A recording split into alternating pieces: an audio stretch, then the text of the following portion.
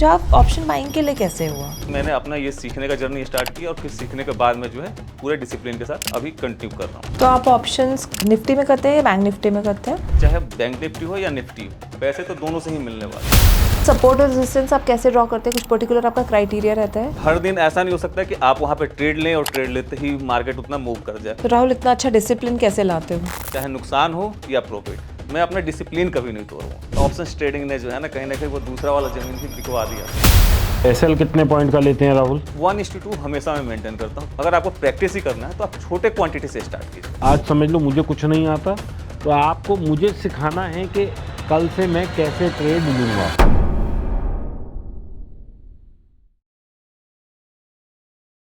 नमस्कार दोस्तों, स्वागत है आपका एक नए एपिसोड ऑफ डीप टॉक्स में। दोस्तों, डीप टॉक्स यानी बातें पैसों की, बातें गहराइयों की। दोस्तों, अक्सर हम बातें किया करते हैं कि ट्रेडिंग कैसे करें, क्या ट्रेड करें, ऑप्शन बाय करें, ऑप्शन सेल करें।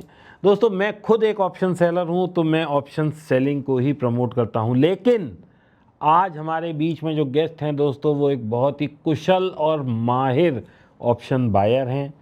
समझेंगे उनसे कि वो कैसे ऑप्शन को बाय करते हैं, क्या उनका कंसेप्ट रहता है, क्या स्ट्रेटजी को यूज़ करते हैं। और बहुत प्रिसाइज पॉडकास्ट होने वाला है दोस्तों, लेकिन it will be full of learning. आपको बहुत कुछ सीखने को मिलेगा, क्योंकि दोस्तों मैंने उनको पॉडकास्ट में बुलाया ही इसी शर्त पे है कि मेरी ऑडियंस को उन्हें सिखाना, बताना और पूरी स्ट्रेटजी देनी पड़ेगी। बहुत डिसिप्लिन ट्रेड करते हैं दोस्तों, और सबसे बड़ी बात जो इनकी एक अच्छाई वाली बात है दोस्तों, कि प्रॉफिट में होते हुए भी ये अपनी क्वांटिटी को नहीं बढ़ाते हैं। अगर ये 2 लॉट से कर रहे हैं तो कंटिन्यूसली 2 ही लॉट से करते रहते हैं, 1 से कर रहे हैं तो 1 करते रहते हैं, और 50 से कर रहे हैं तो 50 करते रहते हैं। वेरीफाइड P&L मांग सकते हैं आप लोग इनसे। प्लस दोस्तों, जो ये कह रहे हैं, अगर आपको कहीं भी डाउट हो तो आप इन्हें पकड़ सकते हैं और इनसे पूछ सकते हैं कि भाई बताओ कैसे किया। बहुत अच्छे ट्रेडर हैं, और उससे भी बेहतर दोस्तों एक बहुत अच्छे व्यक्तित्व के इंसान हैं। निफ्टी में ट्रेड करते हैं, संभले हुए ट्रेडर हैं, ऑप्शन बाइंग करते हैं। तो आइए दोस्तों मिल के स्वागत करते हैं राहुल सिंह का, जो कि ग्रेटर नोएडा में रहते हैं और एक माहिर ऑप्शन बायर हैं। स्वागत है राहुल आपका हमारे शो डीप टॉक्स में। Rahul, thanks for coming to our show. और जो हमारी ऑडियंस है वो हमेशा ईगर होती है ऑप्शन बाइंग सीखने के लिए, और आपको जैसे पता ही है आजकल की जनरेशन को ऑप्शन बाइंग में ज़्यादा इंटरेस्ट है। सो पहले आप बताइए कि आप डायरेक्टली ऑप्शन बाइंग में आए या पहले आपने स्टॉक्स लेते थे? आपकी जर्नी कैसे शुरू हुई?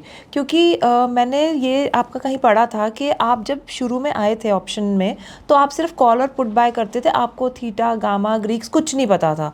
तो एकदम से आपका रुझान ऑप्शन बाइंग के लिए कैसे हुआ? सबसे पहले तो मैं आप लोगों को धन्यवाद करना चाहता हूँ कि जो आपने अपने पॉडकास्ट में बुलाया। और जहाँ तक आप ये पूछ रही हैं कि मैं डायरेक्ट कैसे आया, तो एक्चुअली क्या है कि मैं स्टार्टिंग में जो है ना स्टॉक मार्केट में, जैसे आप स्टॉक्स बाई या होल्डिंग के लिए है, उतना कुछ पता नहीं था। ठीक है, तो वैसा क्या होता था कि मैं कोई भी चीज़ बाई कर लिया, कोई भी स्टॉक बाई कर लिया, तो उसके बाद में वो क्या होता है कि जब तक वो प्रॉफिट में नहीं जा रहा तब तक मैं उसको काटता ही नहीं था। तो आज नहीं तो 2 महीने बाद वो जाएगा ही जाएगा, तो उस समय थोड़ा खुशी होता था कि हाँ चलो इससे कुछ ना कुछ बन गया। लेकिन ऐसे ही करते करते करते करते उस समय क्या हुआ कि यूट्यूब पे मैंने देखा कि हाँ ये कॉल भी होता है, पुट भी होता है, तो उतना ज़्यादा मुझे पता नहीं था। लेकिन जब ब्रोकर के टर्मिनल में आप जाते हो तो वहाँ दिख जाता है।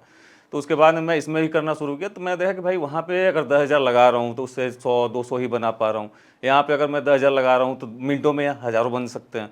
तो उसके बाद में मैं इसमें जाना शुरू किया, और उसके बाद में करते करते काफ़ी बार मेरा कैपिटल भी वाइप आउट हुआ है। लेकिन क्या है कि जब धीरे धीरे आप इसमें जाते हैं, आपका कैपिटल वाइप आउट होता है, तब जाके आपको कहीं ना कहीं आता है कि नहीं इसमें कुछ सीखना है, कुछ ना कुछ मिस हो रहा है। तो फिर उसके बाद में जाके मैंने अपना ये सीखने का जर्नी स्टार्ट की, और फिर सीखने के बाद में जो है पूरे डिसिप्लिन के साथ आगे अभी कंटिन्यू कर रहा हूँ। तो आप ऑप्शंस निफ्टी में करते हैं या बैंक निफ्टी में करते हैं? तो मैं बेसिकली पहले निफ्टी बैंक निफ्टी दोनों में करता था, लेकिन अभी फिलहाल मैं सिर्फ और सिर्फ निफ्टी में ही करता हूँ।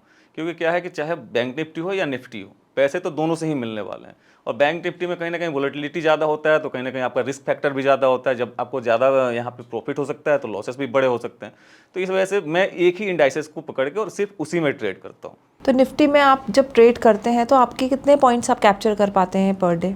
निफ्टी में जो मेरा ऑप्शंस ट्रेडिंग का जो सीरीज चलता है उसमें भी मैं डेली बेसिस पे ट्रेड करता हूँ और वहाँ पे दिखाता भी हूँ कि मैं मिनिमम वहाँ पे 55 टू 60 पॉइंट के आसपास का ट्रेड लेता हूँ और वहाँ पे एसएल भी मेरा वही होता है 25 से 27 पॉइंट के आसपास, यानी 1:2 हमेशा मैं मेंटेन करके चलता हूँ। तो राहुल, आप एक बात बताइए, आप कह रहे हैं आप डेली 1:2 आप निकाल पाते हैं, तो इसमें आपकी स्ट्रैटेजी क्या रहती है? आप कोई ईएमए फॉलो करते हैं या कोई और पैटर्न फॉलो करते हैं या कुछ और आपका प्राइस एक्शन में कुछ और रहता है जिसे आप फॉलो करते हैं? बेसिकली मैं यहाँ पे सपोर्ट और रेजिस्टेंस के बेसिस पे करता हूँ या फिर कोई ट्रेंड लाइन बन रहा है उसके बेसिस पे करता हूँ। और दूसरी चीज़ ये है कि मैं कभी भी ये कंफर्मेशन का वेट नहीं करता हूँ। अब ऐसा नहीं है कि कंफर्मेशन का वेट करना कोई गलत है, लेकिन मेरा ये मानना है कि जैसे कोई सपोर्ट जोन मैंने ड्रॉ किया, अब सपोर्ट एक लाइन नहीं हो सकता है कि हाँ मान लीजिए निफ्टी 25,600 पे है तो एकदम 600 पे ही होगा। अगर कोई जोन है तो हो सकता है 20 पॉइंट का हो, यानी कि 580 से लेकर 600 तक हो सकता है, या 30 पॉइंट का जोन हो सकता है, तो वो एक जोन ड्रॉ करता हूँ। जैसे ही निफ्टी उस जोन के अंदर आता है उसी समय मैं अपना ट्रेड प्लेस कर देता हूँ और उसके बाद में अपना जो भी एसएल और टारगेट है वो बिल्कुल सिस्टम पे लगा देता हूँ। उसके बाद में चाहे एसएल हिट हो तो भी एक्सेप्टेड है, चाहे टारगेट हिट हो वो भी एक्सेप्टेड है। उसके बाद में कोई भी दूसरा ट्रेड नहीं, एक दिन में सिर्फ एक ट्रेड। और सपोर्ट और रेजिस्टेंस आप कैसे ड्रॉ करते हैं? कुछ पर्टिकुलर आपका क्राइटेरिया रहता है? कितने टच पॉइंट्स होने चाहिए या day previous day high low होता है या कुछ होता है? अगर प्रीवियस डे मान लीजिए, वैसे तो प्रीवियस डे हाई लो के हिसाब से मैं चलता ही हूँ। उसके अलावा प्रीवियस डे का क्लोजिंग जो है वो भी कहीं ना कहीं सपोर्ट और रेजिस्टेंस की तरह काम करता है और वो मैं उसके बेसिस पे भी ट्रेड करता हूँ। लेकिन बाई चांस मार्केट बहुत बड़ा गैप डाउन ओपन हो गया तो वो प्रीवियस डे वाला तो काम होगा नहीं, या फिर बहुत बड़ा गैप अप ओपन हो गया और तो जो कि previous- आजकल हो रहा है। जी। तो उस कंडीशन में क्या है, जो प्रीवियस जो मतलब महीने 2 महीने या साल भर पहले जो भी वहाँ पे प्राइस आया है, कितने बार वहाँ पे टच हुआ है, तो मिनिमम 2 टाइम या 3 टाइम होना चाहिए। उसके बाद ही उसको हम एक जोन मानते हैं और 3 टाइम प्लस अगर हो गया तो उसको हम एक स्ट्रॉन्ग जोन मानते हैं। ओके, 3 टच पॉइंट्स आपके हिसाब से होने चाहिए। मिनिमम 3 टच पॉइंट होना चाहिए प्रीवियस। और तो वो एक्चुअल सपोर्टर जोन है। हाँ। तो आप उसमें रीटेस्ट भी देखते हैं? रीटेस्ट करने के लिए नहीं, जैसे ही मेरे जोन के अंदर मार्केट आता है मैं वहाँ पे अपना जो भी पहले से मेरा व्यू, एक तो पहले स्टार्टिंग में ही मैं अपना व्यू बना लेता हूँ कि इस एरिया में ओपन हो रहा है तो मार्केट यहाँ से रिवर्स लेकर ऊपर जा सकता है या नीचे जाएगा ब्रेक करके। जो भी चीज़ें पहले ही मैंने बना लिया कि हाँ आज मुझे कॉल लेना है या पुट लेना है, और जैसे ही वो उस एरिया में मैं अपना कॉल या पुट जो भी मैंने पहले से प्लान किया हुआ उसको एग्जीक्यूट कर देता हूँ और उसके बाद में फिर अपने टारगेट या एसएल के लिए वेट करता हूँ। तो आप कौन सी ऑप्शन में काम करते हैं? मैं बेसिकली आईटीएम में काम करता हूँ। मिनिमम कम से कम नहीं भी तो 100 या 150 पॉइंट आईटीएम में काम करता हूँ, क्योंकि क्या है कि मेरा जो टारगेट है वो कहीं ना कहीं 50 पॉइंट, निफ्टी में 55 पॉइंट या 60 पॉइंट जो है बहुत बड़ा टारगेट होता है। बहुत बड़ा टारगेट ठीक है। तो हर दिन ऐसा नहीं हो सकता कि आप वहाँ पे ट्रेड लें और ट्रेड लेते ही मार्केट उतना मूव कर जाए। कभी कभी ऐसा होता है कि 2 घंटे भी लग जाते हैं, 3 घंटे भी लग जाते हैं, या फिर कभी कभी ऐसा होता है 3 बजे 2 बजे के आसपास जाके वहाँ पे हमारा टारगेट एग्जीक्यूट होता है। तो अगर एटीएम या ओटीएम में जाएंगे तो उस कंडीशन में इतने टाइम फ्रेम में जो है, मतलब जितना टाइम आपका गया है उसमें आपका कभी टारगेट आएगा ही नहीं। इस वजह से आईटीएम में जाता हूँ। पहला कारण तो ये हो गया। दूसरा क्या है कि वहाँ पे आपका डेल्टा हाई होता है। डेल्टा हाई होने की वजह से क्या है कि जितना कम मूवमेंट में भी यहाँ पे हमारा पॉइंट ज़्यादा से ज़्यादा मिल सकता है। दोस्तों मैं थोड़ा सा इजी कर देता हूँ, राहुल जी ने क्या बताया। ये बेसिकली ऑप्शन ट्रेड करते हैं, बट आप ये मान लें कि ऑप्शन ना करके फ्यूचर की तरह ट्रेड करते हैं। ये करीब करीब 70-80 डेल्टा की कॉल लेते हैं। अब 70-80 डेल्टा में क्या होता है कि अगर मान लीजिए 100 पॉइंट निफ्टी चलता है तो 70 डेल्टा की कॉल 70 पॉइंट चलती है। तो ये 100 डेल्टा पे ना जाके 100 डेल्टा पे जाएंगे तो फ्यूचर हो जाएगा। फ्यूचर की कॉस्ट बहुत ज़्यादा है, दलाली भी बहुत ज़्यादा लगती है, तो इसलिए ऑप्शन में ट्रेड करते हैं। दूसरा ये क्या करते हैं दोस्तों कि क्योंकि ज़्यादा पॉइंट खाते हैं तो ऐसा ना हो कि थीटा जो है उसमें, जैसे सुबह इन्होंने ट्रेड लिया 10 बजे, जैसा इन्होंने बताया कि 2 भी बज जाते हैं। अगर आप एटीएम या out of the money call लेंगे तो उसमें अगर मान लो आपने 40-50 रुपये की ली तो हो सकता है शाम तक वो 100 पॉइंट निफ्टी बढ़ जाए लेकिन वो 25 पॉइंट नीचे हो, क्योंकि उसमें थीटा डिके आ जाएगा। तो ये क्या करते हैं, ये डेल्टा की मूवमेंट को कैप्चर करते हैं, इसीलिए हाई डेल्टा की कॉल को पकड़ते हैं जो कि इन द मनी होती है। और 50-60 पॉइंट मिलने के लिए 100 पॉइंट जब निफ्टी मूव करती है तो इन्हें 50-60-70 पॉइंट मिल जाते होंगे। ठीक समझा जी मैंने? बिल्कुल सर, बिल्कुल सही समझाया आपने। तो दोस्तों इसको बेसिकली हम लोग कहते हैं डेल्टा की मूवमेंट को खाना। ये ऑप्शन बायर हैं, ये सेलर नहीं है। जैसे मैं एक ऑप्शन सेलर हूँ या अगर आप ऑप्शन सेल करते हैं तो हम लोग क्या खाते हैं, थीटा को खाते हैं, बट ऑप्शन बायर मोमेंटम को खाता है और डेल्टा को खाता है, क्योंकि उसे हाई मोमेंटम चाहिए ट्रेड, तो हाई मोमेंटम के लिए आपको हाई डेल्टा में जाना ही पड़ेगा, अदरवाइज थीटा इतना होएगा या डिके इतना आ जाएगा कि आपकी कॉल खत्म हो जाएगी। बिल्कुल सर। और उसके अलावा क्या है ना सर कि अगर मार्केट आपके फेवर में मूव कर रहा है तो जैसे हर एक 50 पॉइंट पे आपका डेल्टा वैल्यू ही बढ़ता इंक्रीज हो जाएगा। जी, तो ये है। क्योंकि एक्चुअली निफ्टी में 50 पॉइंट्स निकालना तो एक अच्छा मूव हाँ। हो गया। आज भी मैंने जो ट्रेड लिया है उसमें भी 62 पॉइंट निकाला है। तो जैसे मार्केट बहुत ज़्यादा गैप डाउन और गैप अप खुलती है, उससे आपकी स्ट्रैटेजी में फ़र्क नहीं पड़ता?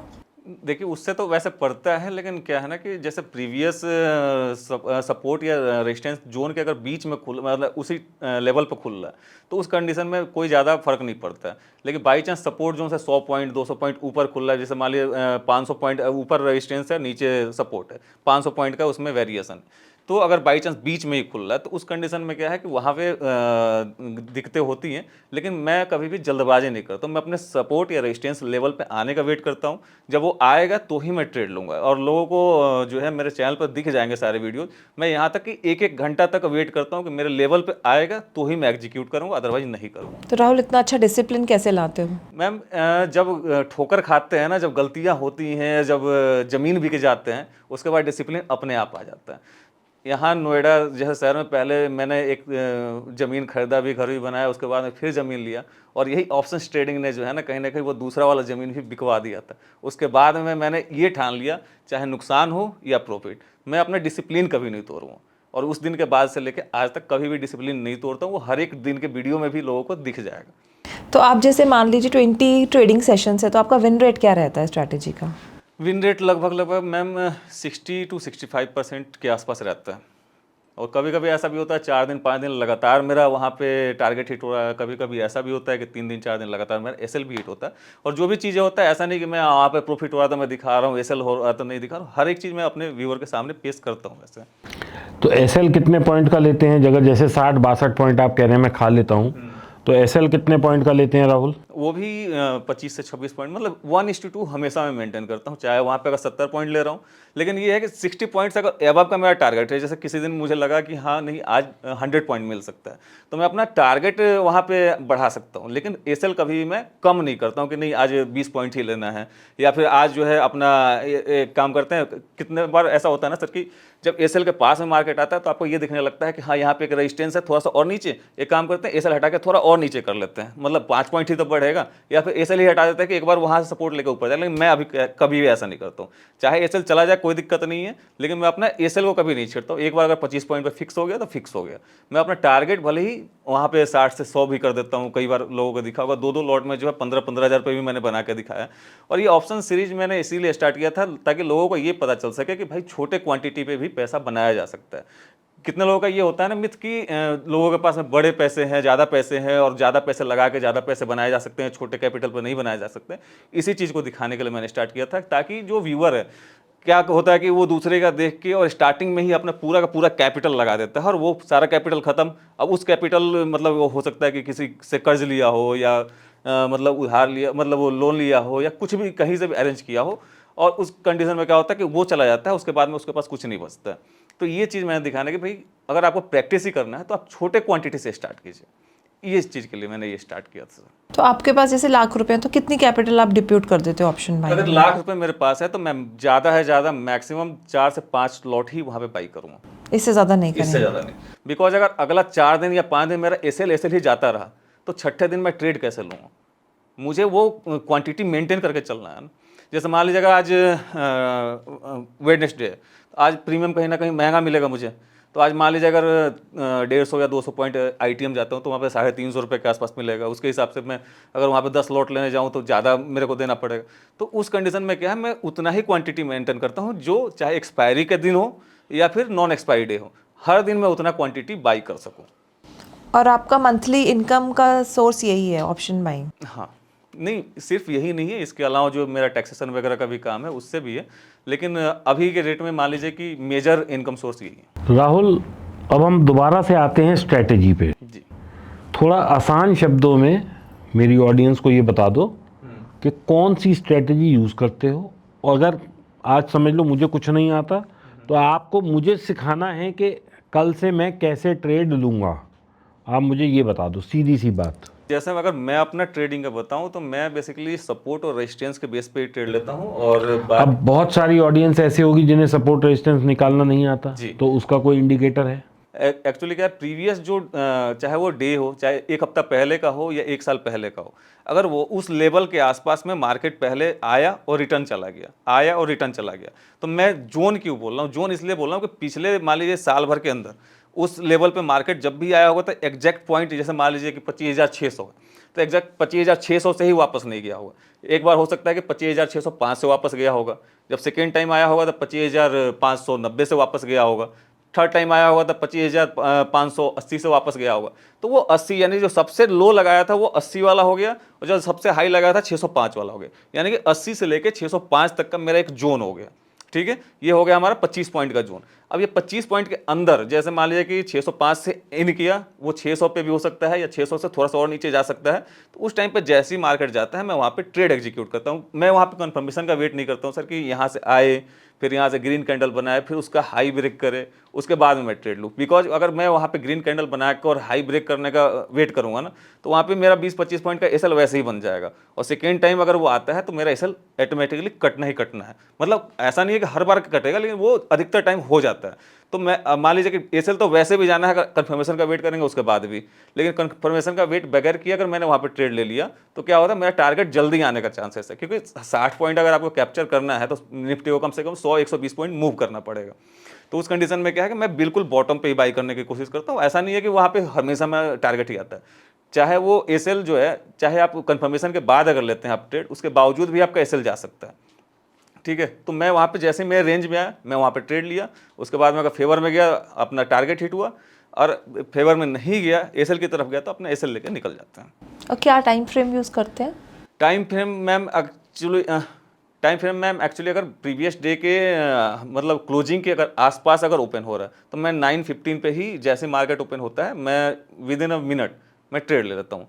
कैसे, जैसे मान लीजिए प्रीवियस डे के अगर क्लोजिंग के मान लीजिए 100 पॉइंट ऊपर ओपन हुआ, तो जैसे ही वो क्लोजिंग के पास आता है मैं वो अपना ट्रेड एग्जीक्यूट करता हूँ, चाहे वो कॉल साइड हो या पुट साइड हो, वो जो भी चीज़ है वो एनालिसिस के ऊपर है, लेकिन अधिकतर वहाँ से कॉल साइड ही बनेगा, बिकॉज वो थोड़ा सपोर्ट की तरह काम करता है। लेकिन कैंडल जो पहला है उसका थोड़ा बिहेवियर नोटिस करना पड़ता है कि हाँ वहाँ पे आके जो है वीक बना रहा है नहीं बना रहा है, मतलब सपोर्ट ले रहा है या नहीं ले रहा है, उसके भी आप पे। और बाई चांस प्रीवियस डे के अगर क्लोजिंग के नीचे ओपन हो रहा है तो उस कंडीशन में वहाँ पे पुट लेने की कोशिश करता हूँ। ठीक है, और बाई चांस अगर बहुत बड़ा गैप अप या गैप डाउन हो गया तो उस कंडीशन में क्या है, मैं अपने सपोर्ट और रेजिस्टेंस जो ड्रॉ किया हुआ है वहाँ पे आने का वेट करता हूँ। अगर वहीं पे अगर ओपन हुआ तो मैं 950 पे ही ले लूँगा। अगर बीच में कहीं ओपन हुआ तो चाहे वो 1 घंटा लगे या 2 घंटा लगे, अगर उस लेवल पे आएगा तो ही लूँगा, अदरवाइज नहीं लूँगा। मेरा टाइम फ्रेम से मतलब ये था कि आप 5 मिनट की कैंडल देखते हैं, 15 मिनट की देखते हैं या आधा घंटे की देखते हैं? मैं यहाँ पे 5 मिनट के टाइम फ्रेम पे ट्रेड एग्जीक्यूट करता हूँ और 15 मिनट टाइम फ्रेम पे और क्या कहते हैं डे टाइम फ्रेम पे मैं अपना सपोर्ट रेजिस्टेंस ड्रॉ करता हूँ। बेसिकली जो सपोर्ट रेजिस्टेंस जोन होता है वो डे टाइम फ्रेम पे ही ड्रॉ करता हूँ, उसके बाद में फिर 15 मिनट पे उसको एग्जैक्ट एक्यूरेट मतलब ड्रॉ हुआ है या नहीं हुआ उसको रीचेक करता हूँ, और 5 मिनट टाइम फ्रेम पे मैं वहाँ पे ट्रेड एग्जीक्यूट करता हूँ। मतलब डे कैंडल पे आपने सपोर्ट और वो बनाया रेजिस्टेंस जोन्स, 15 मिनट पे आपने उसको रीचेक किया और 5 मिनट पे आपने एक तरह से अपना ट्रेड एग्जीक्यूट किया, करेक्ट? तो ये आप सिर्फ निफ्टी में करते हैं और किसी में नहीं करते हैं? नहीं, अभी मतलब सिर्फ निफ्टी और बाकी जो है ये क्रिप्टो करेंसी वगैरह में अभी स्टार्ट किया है कुछ दिनों से। तो वर्क अच्छा कर रहा है आपका ये सिस्टम? हाँ, वर्क अच्छा कर रहा है। क्रिप्टो में किस में आपने स्टार्ट किया है? क्रिप्टो में बेसिकली ये बिटकॉइन वगैरह में, अभी बिटकॉइन हो गया, इथेरियम हो गया, इसमें अभी स्टार्ट किया हुआ है। तो इसमें आपके पैसा बन रहा है? हाँ, अभी तो बन ही रहा है मैम। तो राहुल मुझे ये बताइए, आप तो चक्की का काम करते थे। चक्की दोस्तों क्या होती है? आटा पीसने वाली, हम पंजाबियों में उसे चक्की कहते हैं। आटे की चक्की कई जगह होता है, तो चक्की पीसने का काम करते थे। तो ये वहाँ से फिर वकील बन गए, वकील से और ट्रेडिंग में आ गए, ट्रेडिंग में ऑप्शन बायर बन गए। ये क्या मतलब, ये इतना वो कैसे विकार और इतना विकास कैसे? सर एक्चुअली क्या है ना कि बचपन में ही जब 5 साल या 6 साल का होगा उस टाइम पे फादर एक्सपायर हो गए थे। ओह, और फादर एक्सपायर हो जाने के बाद में क्या है कि घर का बैकबोन भी वही थे, क्योंकि मेरे जो बड़े चाचा थे वो कोई काम नहीं करते थे, तो मतलब कमाने वाला घर में सिर्फ मेरे पापा ही थे। तो जैसे ही वो एक्सपायर हुए उसके बाद में पढ़ाई लिखाई हर चीज़ पे दिक्कत आना शुरू हो गया। तो बड़े भाई जो है मोतिहारी एक डिस्ट्रिक्ट है हमारे यहाँ, तो वहाँ वो रह के पढ़ते थे जब पापा रहते थे। तो अब बाद में उन्होंने क्या किया, वो पढ़ाई छोड़ के जो है ये पीसीओ होता है, पीसीओ, हाँ, पीसीओ पर उन्होंने जॉब स्टार्ट किया था, और वहाँ पे फिर हम लोगों को बुला लिया था, जो मम्मी बहन जो भी लोग हैं सबको वहाँ बुला लिया था। उसके बाद में क्या हुआ कि वो पीसीओ वाला काम जो है धीरे धीरे बंद होने लगा जब मोबाइल ही आना शुरू हुआ।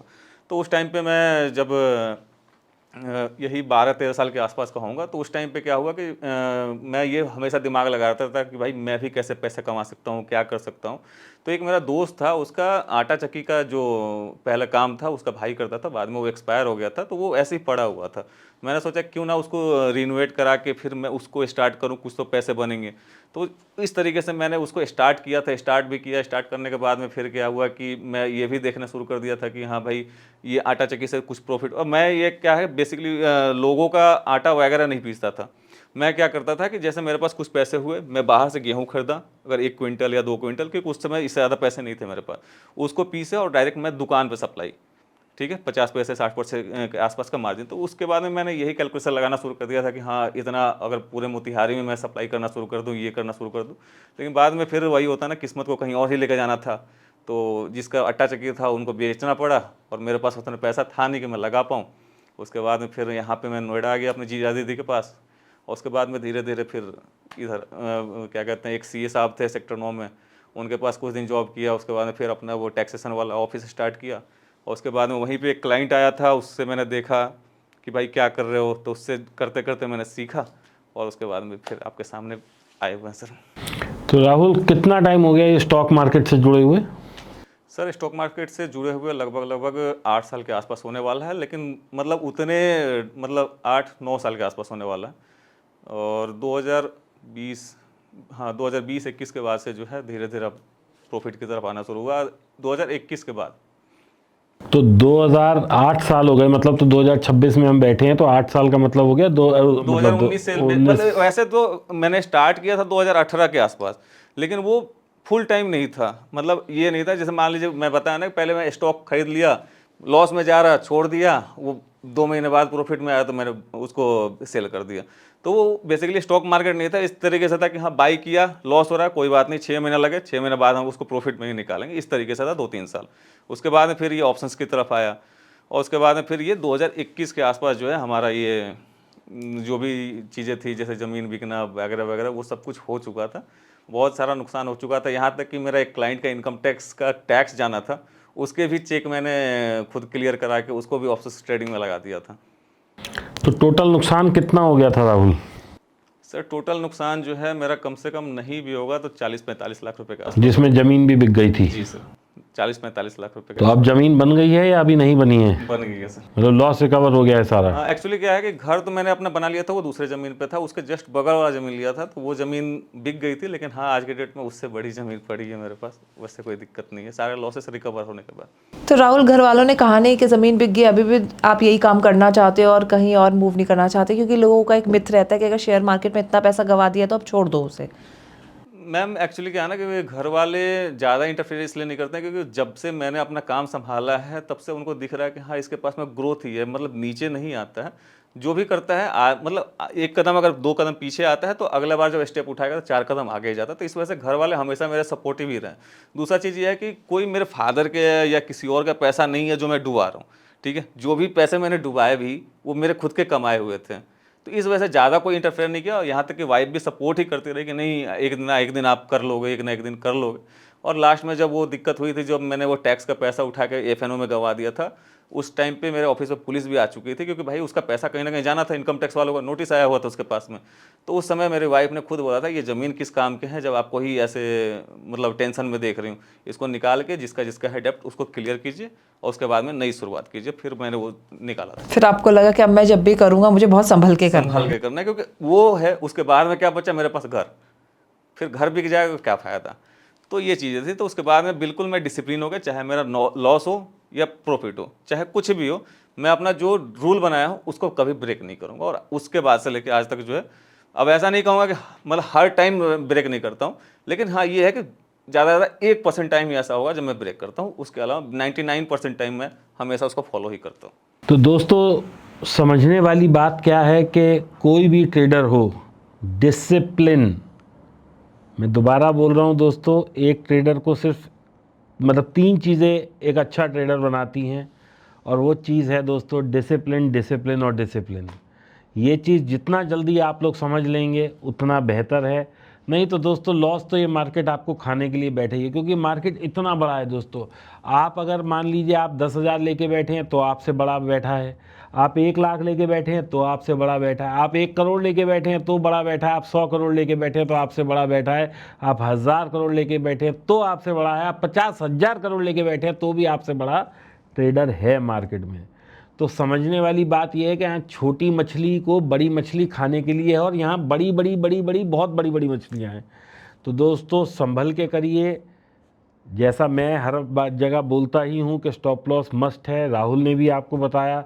और दोस्तों बहुत कम लकी लोग होते हैं जिनके ज़मीन या घर बिक जाते हैं और वो वापस आ जाते हैं, हर कोई इतना लकी नहीं होता है। तो इससे डरिए, मार्केट से डरने की ज़रूरत है। और दोस्तों मेरा फिर कहना है, डर से भी ज़्यादा सीखने की ज़रूरत है। आप सीखिए, कोई भी कामयाब ट्रेडर दोस्तों बगैर सीखे नहीं कामयाब बन सकता। आप बहुत कहते हैं ना ये तो सिर्फ ग्रेजुएट है, दोस्तों ग्रेजुएशन करने के लिए भी नर्सरी से लेके ग्रेजुएशन 15 साल की मेहनत लगती है, तब आप ग्रेजुएशन कर पाते हैं, और जिसकी कोई पूछ नहीं है आज ग्रेजुएट की। तो समझने वाली बात यह है दोस्तों, मेहनत करिए, सीखिए, समझिए। और इस पॉडकास्ट में अगर आपको फिर कोई बात समझना आए तो आप कमेंट करिए। हम राहुल से रिक्वेस्ट करेंगे कि जितने भी कमेंट्स आएंगे राहुल खुद से जवाब देंगे।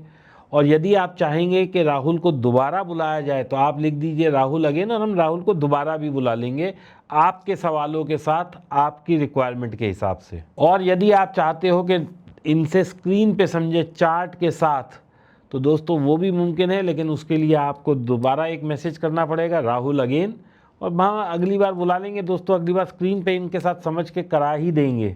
राहुल, इट्स वेरी इम्प्रेसिव कि आपने जहाँ से अपनी जर्नी शुरू करी, खुद को सेल्फ स्टैंड किया और स्पेशली ऑप्शन बाइंग में गिव अप ना करके उसी से ही पैसा दोबारा कमाया।